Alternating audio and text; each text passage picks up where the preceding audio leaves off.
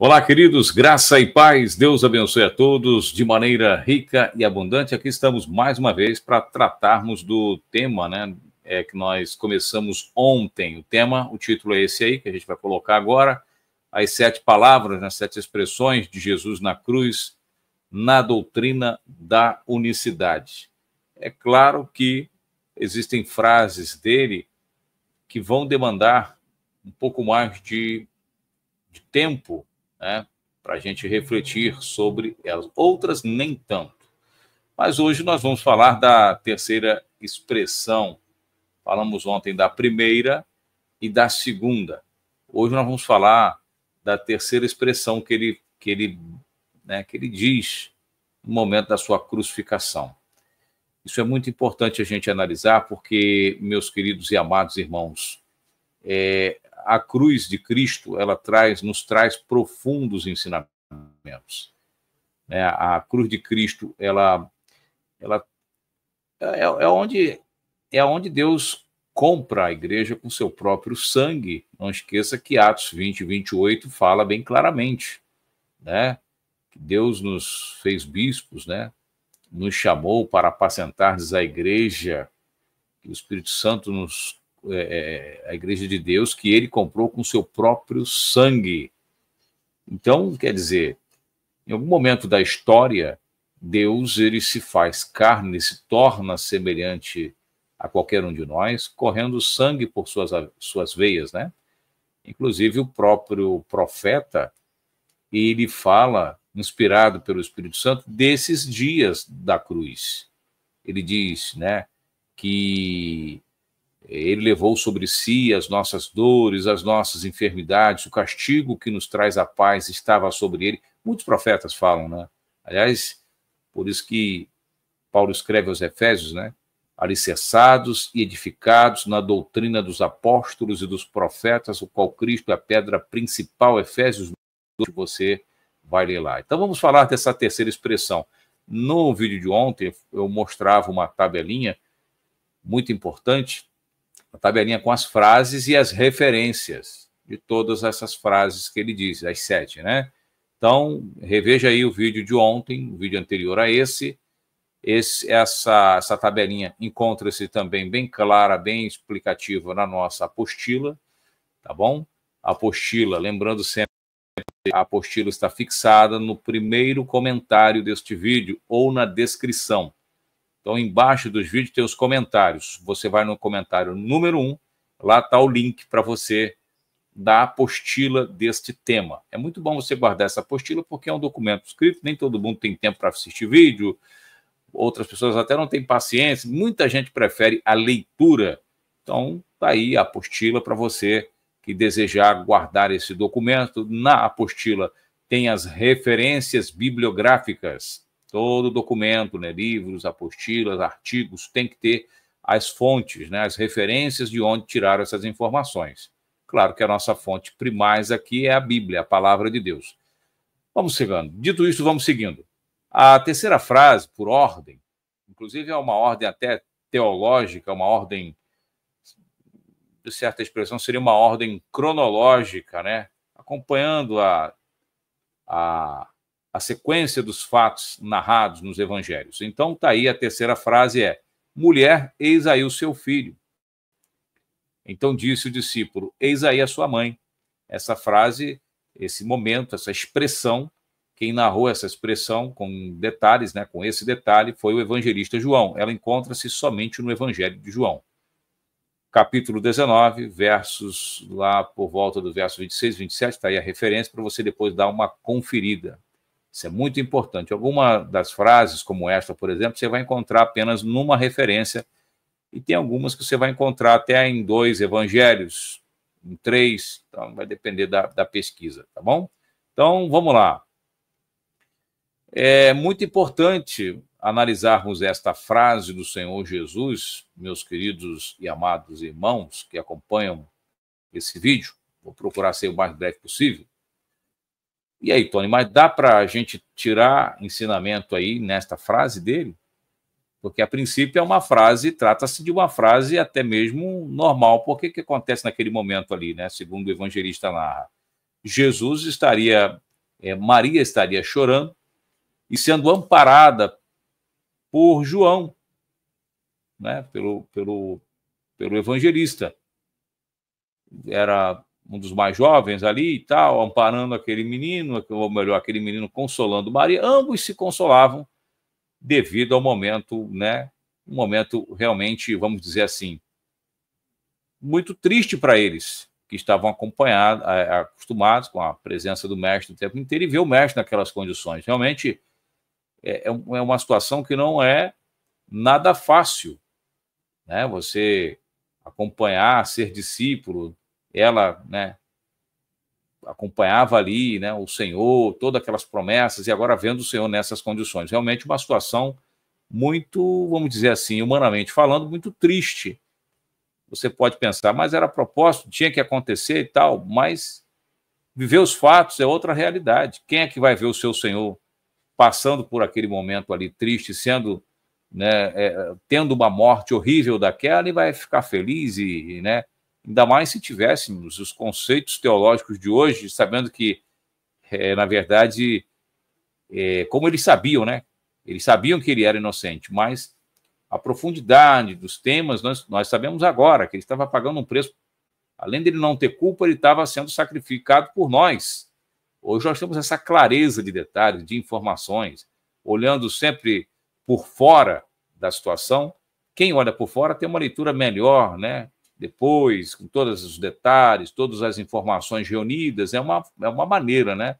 Aqui no conforto da nossa casa, lendo os livros, temos uma leitura até mais tranquila. Não quem está sob pressão, sob ameaça, como eles estavam ali, e baixo daquela pressão, né? O espírito maligno ali, né, atuando. Enfim, é uma coisa muito, muito diferenciada e é um sofrimento muito grande por parte da Maria. E o Senhor Jesus, neste momento, está mostrando, né, está nos ensinando em primeira mão, e inclusive é um consenso na teologia, que ele não está... O Senhor Jesus está demonstrando que não é digno de pena e misericórdia, né? Ou seja, ambos chorando por ele ali, tanto Maria quanto Jesus, consolando um ao outro e olhando para ele naquela situação, ele está mostrando ali, né, com esta frase, mulher, eis aí teu filho, filho, eis aí tua mãe, ou seja, não tenham pena de mim. Ou seja, o que está acontecendo é justamente o contrário, não é para que eles tenham pena dele. É ele, o Senhor Jesus, que está demonstrando seu grande amor e salvação por toda a humanidade. Em outras palavras, eu estou tendo pena de vocês. Ou seja, a gente precisa lembrar, aí quando você vai estudar um pouco mais essa questão, né? Jesus era o primogênito de Maria. Olha, Maria estava envolvida num problema muito sério e, por estar ali emocionada sob essa pressão, ela não estava se dando conta. Por quê? Porque, segundo os historiadores, José já era falecido naquela época e Jesus era o primogênito dela. E segundo, né, a história vai dizer isso, José já teria falecido e diz ao seu discípulo, eis aí a tua mãe. E diz a ela, eis aí o teu filho. Ou seja, é o que a teologia fala até aqui, né? Não se preocupem comigo e sim com vocês, cuide-se, amem uns aos outros. Isto é, Maria sendo viúva, iria precisar de muita assistência e amparo no aspecto social. E que João deveria dar toda essa assistência. Ou seja, enquanto vocês estão tendo pena de mim, o que acontece? Olha, tua mãe é ela, você vai ter que tratar dela, cuidar dela como mãe, né? Porque ela vai precisar. O marido já morreu, o filho mais velho agora também, né? Abre aspas, está nessa condição aqui e você vai ter que cuidar dela. Cuide dela. E ela, por sua vez, a mesma coisa. Esse jovem inexperiente vai precisar de todo o amparo seu, toda a ajuda. Veja que uma frase, inclusive a psicologia, né? A psicologia ensina isso, que uma frase ali, né, tem toda uma história, toda a mensagem por trás de uma única frase. Até mesmo com o olhar você passa uma mensagem. Até com uma forma de olhar você transmite uma mensagem forte e profunda. Em muitos casos, Jesus só olhava para a pessoa já. Então, essa frase dele não é uma frase que pode passar despercebido nesse momento de agonia. Ele está dando ali o seu precioso ensinamento.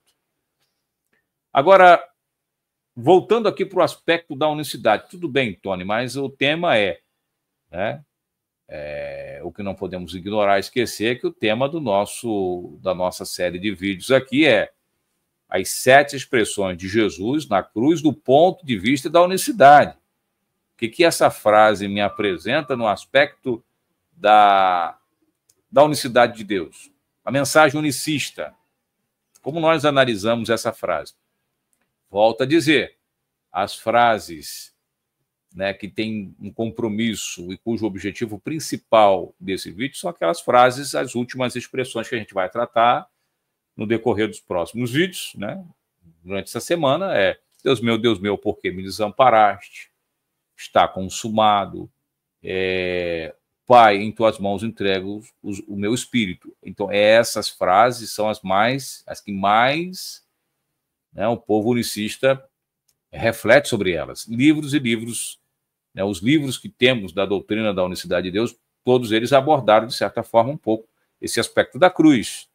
E essas frases são as frases essas que eu acabei de citar, as expressões, né, são as expressões que os trinitários, os defensores da doutrina da Trindade, utilizam para nos mostrar, olha aí, a distinção entre pai e filho e tal, ele está orando, ele está falando, Deus abandonou ele, olha ele entregando o Espírito para o Pai. Essas são as frases principais, que requer um olhar especial. No entanto, todas elas, se você for analisar, tem algo a ser observado do ponto de vista da doutrina da unicidade. Então, quando ele diz, né, voltando aqui ao tema desta frase em especial, mulher, eis aí o teu filho, e filho, eis aí a sua mãe, essa frase, né, no livro que eu escrevi, né, eu digo que a expressão filho do homem, né, que essa expressão filho do homem é onde Jesus assume para si esse título de filho do homem. E esse título está muito correlacionado à sua humanidade. Eu falo isso no livro, né, que também está na descrição desse vídeo. Se você quiser adquirir esse livro, tem um capítulo que eu dedico às filiações. Todos os títulos de todas as filiações de Jesus, eu falo uma a uma, a partir do ponto de vista bíblico, teológico, né, e dando explicação para cada uma delas. Essa expressão filho do homem, né, também pode ser interpretada, a teologia também interpreta como um título messiânico. E de acordo com o dicionário do intérprete da Bíblia, que em inglês está The Interpreter's Dictionary of the Bible, esse dicionário fala que a expressão filho do homem, ela também pode ser interpretada como um título messiânico. E eu concordo, a gente colocou no livro sobre isso, quer dizer, para os pesquisadores, isso é muito importante, essa informação, para os pesquisadores dos textos sagrados, o título Filho do Homem atribuído a Jesus não se resume apenas à sua condição humana, mas também indica que Jesus é aquele de quem falaram os profetas que virá governando com toda a autoridade. Lembra que quando ele, lá o Evangelho de Mateus, se não estou equivocado, capítulo 26 ou 27, quando ele é levado para os sacerdotes, e eles falam assim, se tu és se tu és o Cristo, diga-nos abertamente. E qual é a resposta que Jesus dá para eles? Olha, uma resposta que Jesus dá para eles, eles rasgam as suas vestes. Eu não coloquei isso na apostila, mas isso me veio aqui à memória, você que está vendo esse vídeo, está pegando algo novo aqui. Por que Filho do Homem também está condicionado à questão do seu poder divino, do seu governo divino, da sua divindade, como Deus? Porque quando ele responde para aquelas autoridades, aqueles anciãos lá, antes de ir para Pilatos, ele fala assim, para isso nasci, e em breve vós vereis o Filho do Homem vindo sobre a nuvem do céu à direita do poder, né? Com poder e grande glória. Ou seja, o Filho do Homem vai vir sobre as nuvens do céu com poder de Deus, com autoridade, com governo. Por isso Isaías diz que esse filho que nasceria, diz, o principado está sobre os seus ombros. Ou seja, o governo, o domínio está sobre os seus ombros. Aquele menino que nasceria lá, Isaías 9,6. E o seu nome será maravilhoso, conselheiro, Deus forte, Pai da eternidade, príncipe da paz. Então, esse título de filho do homem, que, vamos dizer, Ezequiel foi muito chamado, né? Ezequiel, quando Deus falava, enquanto a tu, filho do homem, ele está falando da sua condição humana. Mas se você pega o título de filho do homem, que o próprio Jesus fala nesse momento crucial para os judeus, e também quem fala desse título referindo-se ao Messias é o próprio Daniel, é aí que os judeus rasgam suas vestes. Eu falo isso no seminário teológico unicista que ministramos. Daniel tinha falado do filho do homem, do domínio, né, do milênio, desse governo do filho do homem sobre a terra. Então, o que acontece? Daniel falava sobre isso. Então, quando eles escutam, em breve vereis o filho do homem vindo à nuvem do céu, né, à direita do poder, né, com todo o poder e grande glória, milhares de seus anjos, ele fala, breve vocês verão o filho do homem vindo sobre os céus com os seus milhares de seus anjos, com poder e grande glória. E aí eles automaticamente vão para aquela profecia muito conhecida deles, de Daniel, que o filho do homem, né, teria o governo e o domínio. Então, é um título messiânico, sem dúvida nenhuma, e a identidade do Messias, ela é divina, é Deus. Então, eles rasgam as suas vestes. Você está querendo se passar pelo Messias, você está dizendo que vai vir. Quando ele diz, vereis o Filho do Homem vindo das nuvens do céu, ou seja, é Deus que vem. Então, a gente aborda essa questão no livro, você depois dá uma olhada aí, você que já tem o livro, verifica lá. E ele, então, voltando aqui para esse título, essa frase, mulher, eis aí o teu filho, filho, eis aí sua mãe, é uma questão para você observar nas escrituras, já estou terminando. Ele nunca reivindicou ser filho de Maria, nem tampouco queria ser visto como tal, chegando a algumas ocasiões, em vários momentos, chamá-la de mulher. Lembra lá o que diz João, capítulo 4, verso 4? Disse-lhe Jesus, mulher, que tenho eu contigo. Lembra dessa frase dele, dessa famosa frase dele? João 4,4, se não estou equivocado, também lá quando acaba o vinho, né? Acaba o vinho. Eu acho que anotei a referência aqui, né? Mas eu acho que é capítulo 2 do Evangelho de João. Quando acaba o vinho, e ela vai lá e chega para ele e fala assim, acabou o vinho. Ele responde para ela, mulher, que tenho eu contigo. Ou seja, por que eu estou dizendo isso, né? Por que ele fala isso? E você não vê, diferente dos católicos, é a mãezinha, Santa Mãezinha de Jesus e tal, a Virgem Maria e papapá, e que Jesus, ela estaria do lado de Jesus pedindo alguma coisa. A primeira vez que ela pede alguma coisa, ele já dá logo, como diz aqui em São Paulo, dá logo no meio, né? Ou seja, fala firme com ela. Essa expressão, né? No livro eu trago outra informação, né? Voltando aqui rapidinho, o que tenho eu contigo? No livro, ou melhor, nessa frase, eis aí teu filho, eis aí tua mãe, fica mais evidente que ele não ficou, não, mãezinha, não chore não, né? Não chore não, porque tem que passar por isso. Não teve, ele não consolou ninguém. Falou, vocês consolam um ou outro, aqui é outra coisa que está acontecendo. No livro eu trago a informação de que o médico e teólogo M.R. Derham declara que Deus não teria nem usado o óvulo de Maria para vir aqui a essa terra. E assim ela teria sido somente uma espécie de mãe substituta, necessária, que apenas daria alimento a Jesus enquanto ele crescia dentro dela. Dessa forma, encontramos muitos argumentos bíblicos para dizer que, a respeito, né, para dizer que Jesus, a respeito de todas as suas filiações, não tem nenhuma ligação literal com elas. E conclui aqui a famosa frase desse médico, em que ele fala assim, Deus não pode tornar-se homem. Perdão, não pode o homem tornar-se Deus. O homem ser Deus não pode, mas Deus pode tornar-se homem e o fez em Cristo. Que frase, né? Acho que eu deixei essa frase aqui também anotada aqui para mostrar para você. Aqui, vamos lá.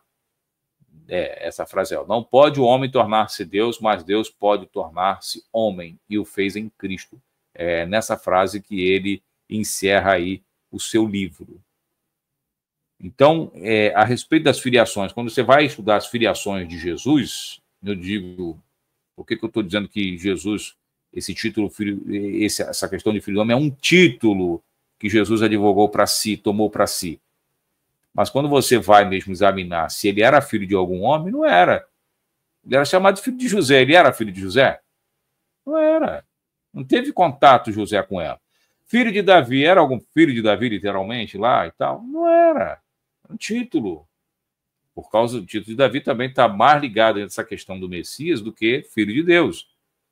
E aí, né, não era filho de Adão, na genealogia de Lucas, se não estou equivocado, vai de Adão, vai até Adão a genealogia dele. E era filho de Adão? Será que era? Né? E só homem entra na genealogia dele, no caso entrou Maria, entrou poucas mulheres ali, umas 3, 4 mulheres, mas e aí? E esse médico escreve no livro, não, ele só usou a barriga, para ver esse mundo, para usar o alimento que ela comia enquanto ele estava sendo gerado por uma obra e graça do Espírito de Deus. Então, a gente para por aqui. Na apostila você tem mais informações sobre esse tema, tá certo? Esse tema que nós estamos estudando aí, as 7 palavras de Jesus na cruz, na doutrina da unicidade. Nós vimos hoje, então, essa expressão, viu? Uma expressão simples: mulher, eis aí teu filho, filho, eis aí tua mãe. Simples, né? Não tem nada para tirar daí, vamos dizer, né? Não tem nada para aprender com isso aí, né? Uma frase que ele falou ali, que eles estavam ali chorando, ele falou para... Vai investigar. Isso é uma frase que ela não traz nem reflexão do ponto de vista teológico unicista. Acho que nem trinitário pensa nessa frase, nessa expressão. Mas quando você vai examiná-la, você para se debruçar. Por isso que eu falo, os temas são gostosos, mas quando você se debruça sobre ele e explora, né, com tempo, com conhecimento, com paciência, os detalhes, né? Você vai montando o tema. Isso é muito glorioso. Então, você que deseja adquirir a apostila está aí no primeiro comentário. Pega a apostila, baixa a apostila aí, coloca no teu celular, no tablet, e manda imprimir, se for o caso, né? São estudos que você pode ministrar na sua igreja, né? Estudos preciosos. Alguém um dia pode fazer uma pergunta a você sobre as expressões de Jesus na cruz, e aí, você não tem... De onde você vai tirar as informações? Você tendo essa apostila, está tudo preparadinho. Essa apostila está no primeiro comentário, está na descrição. Você vai achá-la tanto na descrição do vídeo. Não sei o que é a descrição. Vai no primeiro comentário. Fixo aí, ó, no nosso canal, embaixo dessa minha linda figura aí. Embaixo dessa minha linda imagem, tem aí os comentários. Você vai no primeiro comentário e você baixa a apostila. Está lá, está no famoso PDF, bem organizada, tem capinha, tudo direitinho. Ela vai vir no seu nome, com seu contato. Olha que delícia. Já baixa aí. O investimento para baixar essa apostila é de apenas R$10. Puxa, tá caro. Você tem que valorizar também, né? Não acredito que esteja caro. R$10, né? Um valor simbólico para você apoiar o nosso ministério. Além de, primeiramente, no primeiro momento, você investir no seu. Conteúdos unicistas não é fácil de achar todos os dias, concorda comigo? Material didático unicista não temos aos montes por aí. Isso aí você tem que concordar. Achar livros, né, artigos unicistas, de autores unicistas, é complicado. Um dia um irmão me mandou uma mensagem lá de Roraima, de Rondônia, falando para mim: irmão, o teu livro aí, esse é material bom, eu preciso desse livro impresso, eu tenho ele no e-book, eu quero ele impresso. Não tem mais. Mas falou, esse material a gente não pode deixar, né, perder, inclusive fazendo bons elogios ao nosso trabalho. Quer dizer, temos poucos conteúdos desse nível, né, da doutrina unicista disponível. Então, o que tem, a gente precisa ter urgentemente para poder ter esse conteúdo. Então, tá aí, pega o link, baixa a apostila. Não é livro, é apostila, é diferente, é um resumo com essas informações que eu tenho passado para você. Amanhã nós vamos falar da 4ª expressão. Não perca, a partir das 18 horas aqui no nosso canal no YouTube. Vou ficando por aqui, não esqueça de deixar o seu like, o seu comentário é muito importante, de compartilhar essa informação e até o próximo conteúdo. Até amanhã. Deus abençoe a todos. Graças